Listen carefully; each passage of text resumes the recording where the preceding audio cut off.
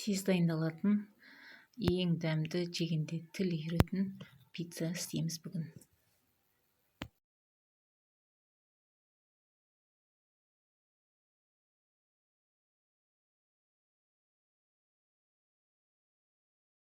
Баршаңызға қайырлы күн. Бүгін ең оңай және тез істелетін пиццаның тестасын елейміз, пицца пісірамыз.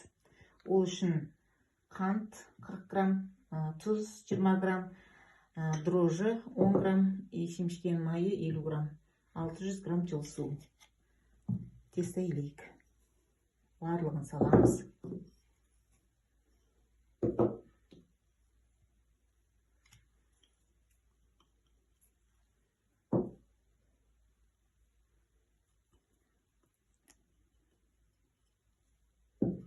Артық су ештеңеге құйып қажет емес. Осы өзі дәл келеді.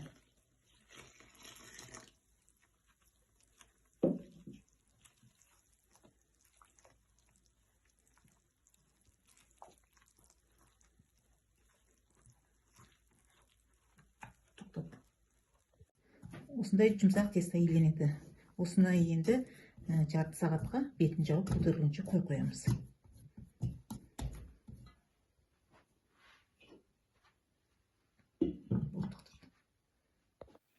Қамырымыз көтерілгеннен кейін осылай 4 бөлікке бөліп аламыз.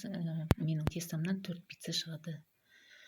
Оқтаумен жаймаймыз, өстіп қолмен жақсылап дөңгелетіп, шертіне бортик жасап жайып аламыз да. Менде мына қолданып жатқаным домашний кетчуп. Оның ссылкасын осының астына қалдырып кетемін. Домашний кетчуппен өте дәмді шығады.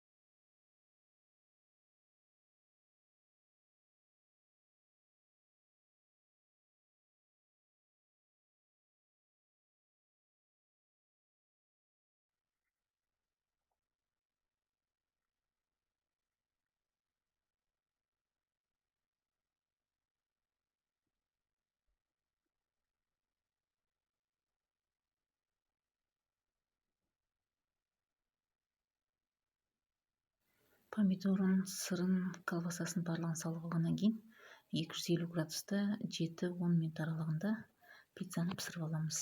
Пицца тез піседі.